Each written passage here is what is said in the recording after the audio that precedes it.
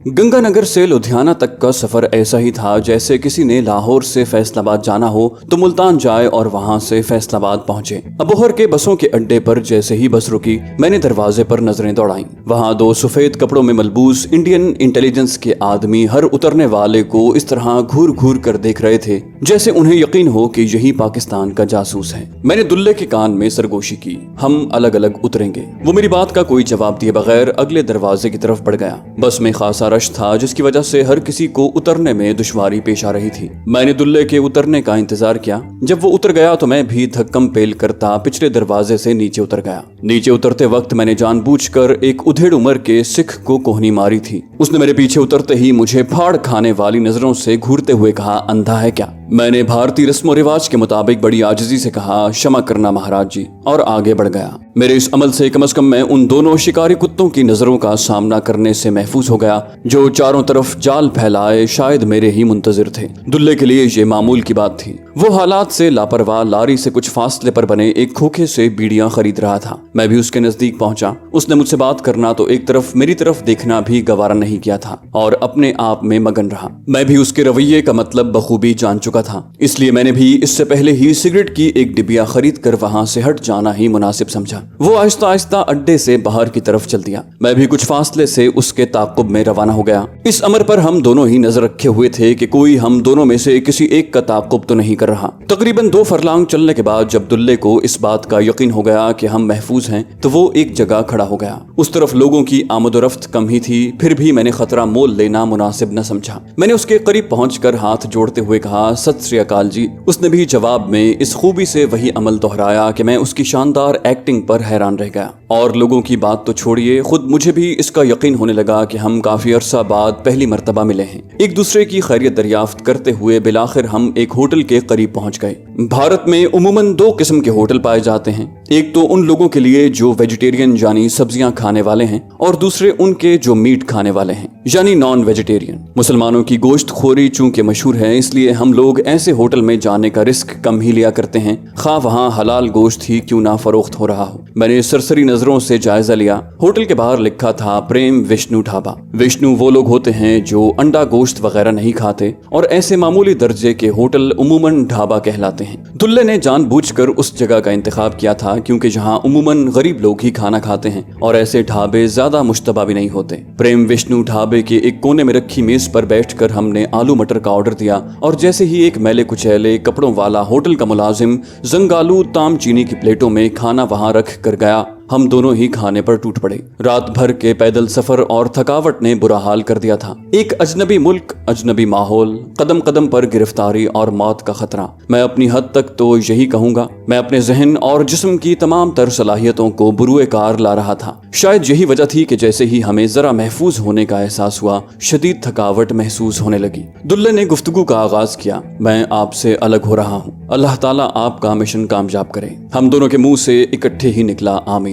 उसने एक मर्तबा फिर मुझे रास्तों की ऊंच नीच से आगाह किया, लारियों और ट्रेनों वगैरह में सफर के आदाब के मुतालिक आगाही दी और पंजाब के मुख्तलिफ इलाके के लोगों की आदात से आगाह किया। गो के इन बातों का मुझे पहले से इल्म था, फिर भी मैं बड़ी तवज्जो के साथ उसकी बातें जहन नशीन कर रहा था। उसने गुफ्तगू को समेटते हुए कहा, अच्छा दोस्त, फी अमानिल्लाह। दुल्ला वहीं रह गया, मैं बाहर निकल आया। हमारे अलग होने का यही तरीका सबसे बेहतर था। न उसे मेरी मंजिल का इल्म था, न मुझे उसके ठिकाने की खबर। अब मैं था और खुदा की साथ, मेरा अज़्म था और उसकी नजर करम। फिर ढाबे से बाहर कदम रखने से पहले ही मैं ज़हनी तौर पर आम हालात का मुकाबला करने के लिए बिल्कुल तैयार हो चुका था। सारी थकावट न जाने कहाँ गायब हो गई थी और मैं अपने आप को बिल्कुल चुस्त और होशियार महसूस कर रहा था। बसों का अड्डा यहाँ से ज्यादा दूर भी नहीं था, लेकिन मैंने साइकिल रिक्शे पर ही जाने को तरजीह दी। साइकिल रिक्शे से मैं अड्डे के बाहर ही उतर गया। मुझे लुधियाने जाना था। यहाँ से बराह रास्त लुधियाने को बसें जाती थीं, लेकिन मैंने उनके जरिए न जाने क्यों सफर करना मुनासिब न समझा। मैं मोगा जाने वाली बस पर सवार हो गया। अबोहर से मोगा जाने वाली बसों की कोई चेकिंग नहीं होती थी। मैं 2 सवारियों वाली सीट पर बैठ गया। जानबूझकर मैंने खिड़की वाली सीट खाली छोड़ दी थी। मेरा ख्याल था कि इस तरह वहां बैठने वाली सवारी ज्यादा तवज्जो बाहर के मनाजिर देखने पर सर्फ करेगी और मुझसे गुफ्तगू का मौका उसे कम ही मिलेगा। ملے گا। ابھی میں اس مرحلے پر نہیں پہنچا تھا کہ بھارتی شہریوں سے فری ہو کر گفتگو کرنے لگوں، کیونکہ لاکھ تربیت یافتہ یا ہوشیار چالاک ہونے کے باوجود میں ایک اجنبی تھا، ایک پاکستانی جاسوس جس نے ایک بھارتی شہری کا بھیس بدل رکھا تھا۔ دل ہی دل میں دعا کر رہا تھا کہ خدایا یہاں کوئی میرے مطلب کی سواری ہی بیٹھے۔ میری دعا قبول ہوئی اور میں نے ایک سکھ نوجوان کو دیکھا جس کی عمر بمشکل 17-18 سال تھی اور شکل سے ہی عقل سے کورا دکھائی دے رہا تھا۔ وہ کھڑکی کے قریب خالی جگہ دیکھ کر وہیں آ بیٹھا۔ اس کے بیٹھنے کے چند منٹ بعد ہی لاری چلتی۔ میں نے خود ہی گفتگو کا آغاز کیا، کہاں جاؤ گے بھائی؟ اس نے میری بجائے دائیں ہاتھ والی سیٹ پر بیٹھی لڑکی پر نظریں جماتے ہوئے جواب دیا، موگے۔ میں نے کہا یار جانا تو مجھے بھی وہیں ہے، میں پہلی مرتبہ جا رہا ہوں، کیا تم وہیں کے رہنے والے ہو؟ وہ بولا ہاں۔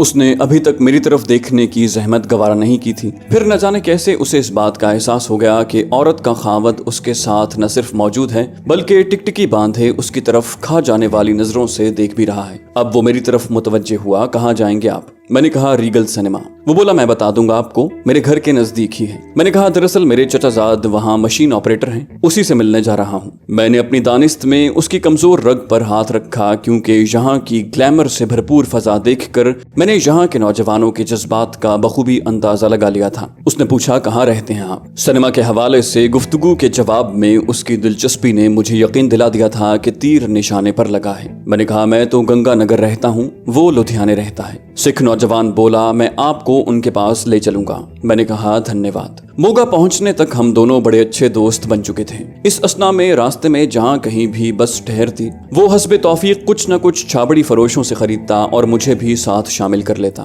شام کو ہم موگے پہنچ گئے۔ اب اس سے جان چھڑوانے کا مسئلہ درپیش تھا۔ راستے میں نے اس کی مدد سے موگے کا سارا نقشہ حفظ کر لیا تھا۔ میں نے کہا اچھا سردار جی، مجھے ایک ضروری کام ہے، کل آپ 12 بجے والے شو پر مجھے ریگل سنیما کے دروازے پر اپنا منتظر پائیں گے۔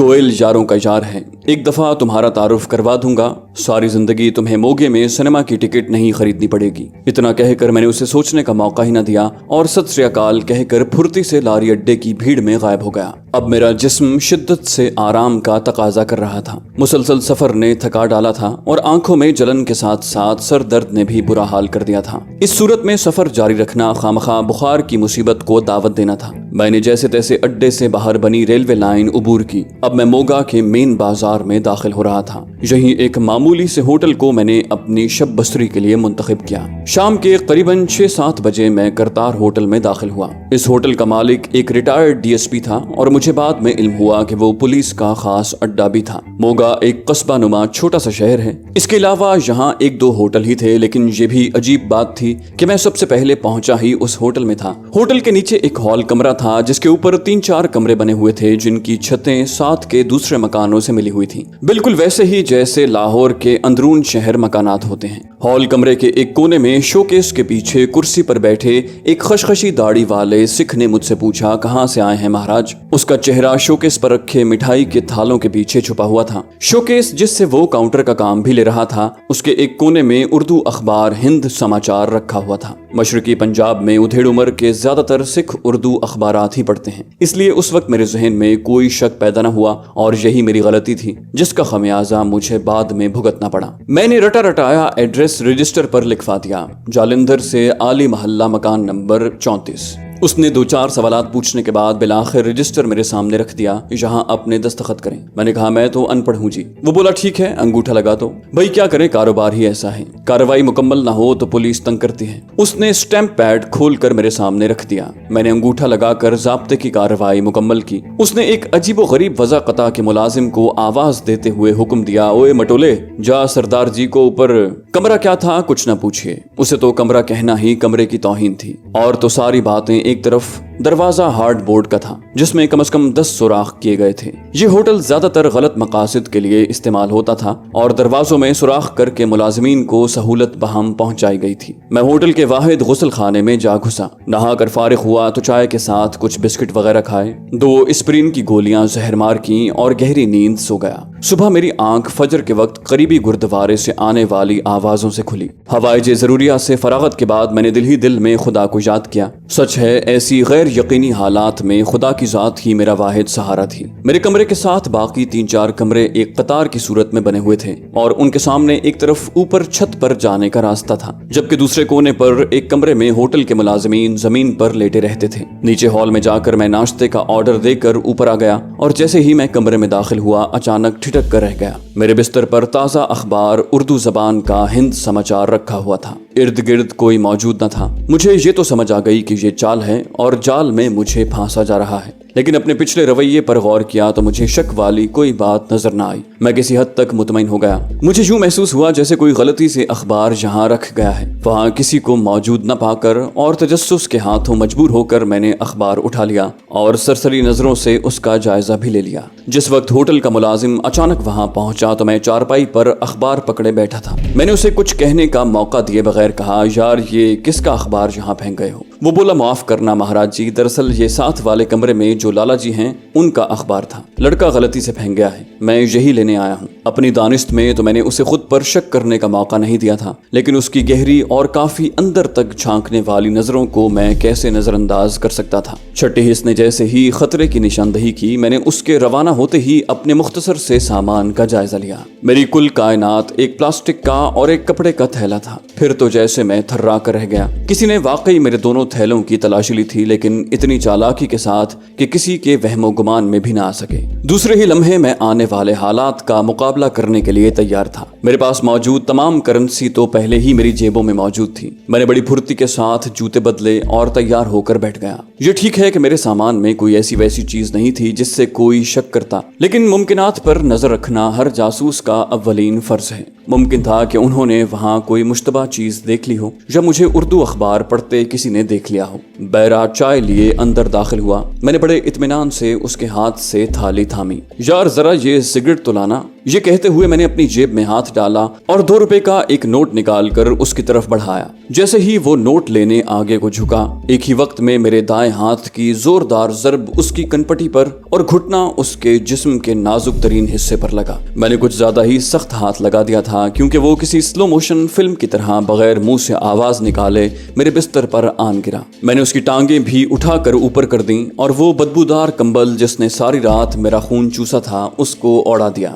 دوسرے ہی لمحے میں بڑی پھرتی سے لیکن بغیر آواز پیدا کیے ہوٹل کی سیڑھیوں سے نیچے اتر رہا تھا۔ سیڑھیوں کے خاتمے پر ایک طرف ہال کمرہ تھا جس کے سیڑھیوں سے منسلک حصے کے باہر پوریاں تلی جا رہی تھیں اور شاید سارا موگا وہیں سے پوریاں خریدنے اور کھانے چلا آیا تھا۔ ایسے رش اور افراتفری کے عالم میں کسی کی نظر مجھ پر نہ پڑی اور میں خاموشی سے ایک طرف کھسک گیا۔ بازار کھل رہا تھا اور لوگوں کی آمد و رفت بھی اچھی خاصی شروع ہو چکی تھی۔ ابھی میں بمشکل 15 گز بھی نہ چل پایا تھا جب میں نے پولیس کی ایک تیز رفتار جیپ کو، جس کے ساتھ 8-10 مسلح سپاہی اور ایک تھانے دار چمٹے ہوئے تھے، کرتار ہوٹل کی طرف بڑھتے دیکھا۔ ہوٹل کے سامنے میں نے اپنی آنکھوں سے جیپ کو روکتے دیکھا تھا۔ سپاہی بڑی پھرتی کا مظاہرہ کرتے ہوئے نیچے اترے۔ آگے کا منظر دیکھنے کی بجائے میں ایک نائی کی دکان میں جا گھسا۔ میں نے اپنے چہرے پر اگی ہوئی چھوٹی چھوٹی داڑھی کی طرف اشارہ کیا، یار ختم کر دے تو اس مصیبت کو۔ وہ بولا، جو حکم مہاراج۔ نائی نے رام رام کہتے ہوئے میری داڑھی اور مونچھیں صفا چٹ کر دی۔ تھوڑی ہی دیر کے بعد ایک مکمل برہمن کے روپ میں قیمتی پوشاک پہنے اور خاصی قیمتی گرم چادر اوڑھے، گلے میں جنیو ڈالے، میں بھی اس بھیڑ میں شامل ہو گیا تھا جو کرتار ہوٹل کے باہر پولیس کی بے بسی کا نظارہ کرنے کے لیے اکٹھی ہو گئی تھی۔ میں نے ایک تماشائی سے پوچھا، کیا ہوا بھائی؟ اس نے عقیدت مندی سے دونوں ہاتھ جوڑتے ہوئے کہا، لالا جی جاسوس تھا کوئی، بھاگ گیا سالا، اتنی پولیس کو جل دے کر بھاگ گیا، سب نکمے گدھے پولیس میں بھرتی ہو گئے ہیں۔ میں ہرے اوم کہتا ہوا ایک طرف ہٹ گیا۔ پولیس والوں کو جب وہ جاسوس نہ مل سکا تو انہوں نے اپنا غصہ ہوٹل کی پوریوں اور چائے پر نکالا۔ جب میں وہاں پہنچا تو وہ لوگ ناشتے سے فارغ ہو کر اس بیرے کو دھکے مارتے ہوئے جیپ کی طرف لا رہے تھے جسے میں استراحت فرمانے کے لیے اپنے بستر پر چھوڑ آیا تھا۔ میرے لاری اڈے پر پہنچنے سے پہلے ہی میرے فرار کے افسانے اور کارنامے وہاں زبان زدے خاص و عام تھے۔ پاکستانی گھس بیٹھیے اور کمانڈو کی موگا میں موجودگی نے کئی بھارتیوں کے چہروں سے لہو نچوڑ لیا تھا۔ ہر شخص سہما اور خوفزدہ دکھائی دے رہا تھا۔ اڈے پر بھارتی پولیس کے مسلح سپاہی گشت کر رہے تھے، جیسے انہیں اس بات کا یقین تھا کہ ابھی وہ جاسوس واپس آ کر ان کی خدمت میں اپنے آپ کو پیش کر دے گا یا پھر وہ اسے گرفتار کر کے رہیں گے۔ بس کا ٹکٹ خریدنے سے بس میں سوار ہونے تک ہر جگہ اس موضوع پر گفتگو سے واسطہ پڑا۔ میں دل ہی دل میں ان کی خوفزدگی سے لطف اندوز ہوتا رہا، لیکن امکانات کو میں نے نظر انداز نہ کیا۔ موگے سے میں لدھیانہ جانے والی بس پر سوار ہو گیا۔ لدھیانے تک اسی ایک بات کا تذکرہ ہوتا رہا۔ میں بھی بڑے جوش و خروش کے ساتھ اس میں حصہ لیتا رہا۔ شام کے وقت بس لدھیانہ پہنچی۔ میں لاری اڈے جانے کی بجائے، جو کہ ماڈل ٹاؤن کے نزدیک بنا ہوا ہے، کچھ پیچھے ہی ٹیلی گراف آفس کے نزدیک بس سے اتر گیا۔ یہاں سے لدھیانہ شہر تک کا فاصلہ میں نے جان بوجھ کر پیدل ہی طے کیا تھا۔ ریلوے کے پل سے گزرتے ہوئے میں نے ارد گرد شہر کا نظارہ کر لیا اور راستے میں مختلف لوگوں سے ارد گرد کے علاقوں کے نام بھی پوچھتا جا رہا تھا جو بعد میں میرے کام آ سکتے تھے اور جن کے متعلق معلومات حاصل کرنا ضروری تھا۔ وہ رات میں نے ہوٹل کی بجائے کسی اور جگہ بسر کرنے کا فیصلہ کیا اور وہ جگہ تھی ایک آشرم۔ آشرم میں معمولی پیسے دے کر آپ کو رات بھر کے قیام کے لیے ایک چارپائی مل جاتی ہے۔ اگر متعلقہ پنڈت جو کہ یہاں کا انچارج ہے اس کو آپ نے رام کر لیا تو بھلے دم آخری تک یہاں قیام کیجیے۔ لدھیانہ شہر کے اس آشرم میں داخل ہوتے ہی میرا واسطہ سب سے پہلے پجاری جی کے ایک چمچے سے پڑا۔ میں نے ہاتھ جوڑتے ہوئے کہا، رام رام جی۔ اس نے جواب اور سوال ایک ساتھ داغا، رام رام، کہاں جائیں گے؟ میں نے مختصر سا جواب دیا، کمرہ چاہیے۔ اس نے ایک بھرپور نظر سے میرا جائزہ لیا۔ گو اس وقت میرا حلیہ کافی تبدیل ہو چکا تھا، یعنی قیمتی گرم چادر کی جگہ ایک عام جرسی نے لے لی تھی اور معمولی سا مفلر کانوں کے گرد لپٹا ہوا تھا، لیکن اب بھی میں اچھا بھلا برہمن نظر آ رہا تھا۔ وہ بولا، مہاراج جی جگہ تو نہیں ہے، دراصل ماتا وشنو کا میلہ شروع ہونے والا ہے، اس لیے لدھیانے میں ارد گرد کے دیہاتوں سے کافی لوگ آ رہے ہیں، البتہ کوشش کر کے ایک کمرہ خالی کروایا جا سکتا ہے اگر آپ۔ میں نے اس کا ادھورا فکرہ مکمل کر دیا، تم فکر نہ کرو، میں پجاری کی خدمت کر دوں گا، میں تو خود ہی چاہتا ہوں کہ وہ مجھ سے کچھ طلب کریں۔ ایسے ایک طرح سے تحفظ کا احساس رہتا تھا اور سامان کے علاوہ اس شخص کا بھی خاص خیال رکھا جاتا تھا۔ ایک دیوار میں بنی ہوئی مختلف الماریوں میں سے ایک میں سامان رکھ کر، جو ایک کپڑے کے تھیلے اور اس میں ضروریات زندگی کی کچھ چیزوں پر مشتمل تھا، میں نے تالا لگا دیا اور باہر نکل آیا۔ رات تک میں نے جی بھر کے آوارہ گردی کی۔ میں چاہتا تھا کہ جس شہر میں قیام کر رہا ہوں اس کے گلی محلوں سے، اس کے مکینوں سے، عمارات سے اور وہاں موجود تفریحی مقامات سے آگاہی حاصل کر لوں۔ موگے سے ایک پاکستانی جاسوس کا فرار کوئی معمولی بات نہیں تھی۔ رائے کوٹ، ملا پور، جگراؤں اور لدھیانے تک کے تمام ہوٹلوں پر CID نے کڑی نظر رکھی ہوئی تھی، اس لیے وہ رات ہوٹل میں بسر کرنے سے میں نے پرہیز کیا۔ رات کو ایک مقامی سنیما میں فلم دیکھتے ہوئے ایک مصیبت نے آن گھیرا۔ جس قطار میں کھڑا ہو کر میں ٹکٹ خرید رہا تھا، وہاں شراب کے نشے میں دھت ایک سکھ نوجوان آدھم کا اور خامخواہ سب سے الجھنے لگا۔ یہاں ایسے واقعات چونکہ روزمرہ کا معمول تھے، اس لیے ان لوگوں کے لیے وہ کوئی پریشانی پیدا نہ کر سکا۔ البتہ میری بات اور تھی۔ پہلے تو اس نے مجھے حکم دیا کہ اس کے لیے جگہ خالی کر دوں۔ میں نے شرافت سے جگہ چھوڑ دی۔ پھر حکم ہوا، دوبارہ قطار میں کھڑے ہو جاؤ۔ میں پھر کھڑا ہو گیا۔ جب اسے یقین ہو چلا کہ واسطہ کاٹ کے الو سے ہے تو اس نے دست درازی بھی شروع کر دی۔ میں خاموش اس لیے تھا کہ نوبت پولیس تک نہ پہنچے۔ دوسری طرف حالت یہ تھی کہ وہ شرابی اپنے کام میں مصروف تھا اور میں لوگوں کے لیے مذاق بنا ہوا تھا۔ وہ سب زوردار قہقہوں سے اسے داد دے رہے تھے۔ جب یہ معاملہ دیکھ کر دو پولیس والے بھی اس طرف آنے لگے تو میرا ماتھا ٹھنکا۔ میں قطار سے باہر نکل گیا تاکہ چپ چاپ کھسک جاؤں، لیکن اس نے مجھے گریبان پکڑ کر اپنی طرف کھینچا۔ پولیس کے سپاہی قریب آ گئے تھے۔ یہ صورتحال دیکھ کر میں نے بادل ناخواستہ اس کو دو ہاتھ جما دیے۔ وہ لڑکھڑاتا ہوا قریبی دیوار سے ٹکرایا اور لوگوں کے قہقہوں کی آواز اور بلند ہو گئی۔ مجھے داد ملنے لگی۔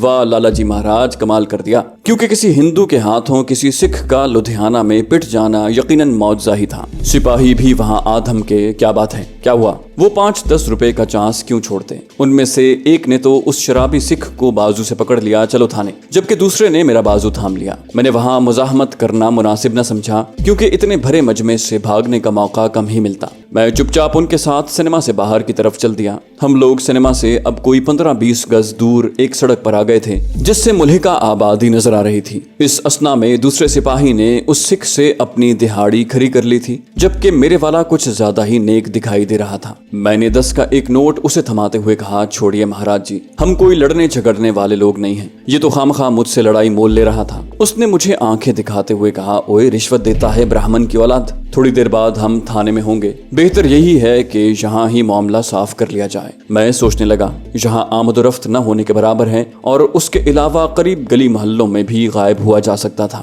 میں نے جان بوجھ کر اپنی رفتار خاصی کم کر دی تھی۔ دوسرا سپاہی اب ہم سے 8-10 گز آگے بڑھ گیا تھا۔ تمہاری مرضی کہتے ہوئے میں نے تیزی سے پلٹا کھایا اور میرے بائیں ہاتھ کی کوہنی اس تیزی کے ساتھ اس کی پسلیوں میں لگی کہ اس نے تڑپ کر میرا دایاں ہاتھ چھوڑ دیا۔ اس سے پہلے کہ وہ سنبھل سکے، میرے دوسرے بازو نے بھی یہی عمل دہرایا۔ اس کے साथ ही मेरी उसकी कनपटी पर लगने वाली जोरदार लात ने उसे जमीन चाटने पर मजबूर कर दिया। अजियत के मारे उसके हलक से ऊंची आवाज भी नहीं निकल रही थी। जब तक उसका साथी उसकी तरफ मुतवज्जे होता, मैं उनकी नजरों से ओझल होकर करीबी मोहल्ले में अंधाधुंध भाग रहा था। शाम के करीबन 7 बजने को थे और अच्छा खासा अंधेरा हो चुका था। करीबी मोहल्ले में घुसते ही मैंने अपनी रफ्तार कम कर दी। मैं तेजी से चलता हुआ दूसरी तरफ बनी सड़क पर पहुंच गया, जहां से एक साइकिल रिक्शे में बैठकर चौड़ा बाजार आ गया। ये बाजार हमारी लाहौर की अनारकली और कराची की ज़ेबुन्निसा स्ट्रीट जैसा था। रेडीमेड कपड़ों की एक दुकान से जब मैं थोड़ी देर के बाद बाहर निकला तो एक मुअज़्ज़ज़ और पढ़े लिखे हिंदू की तरह मैंने सूट पहन रखा था।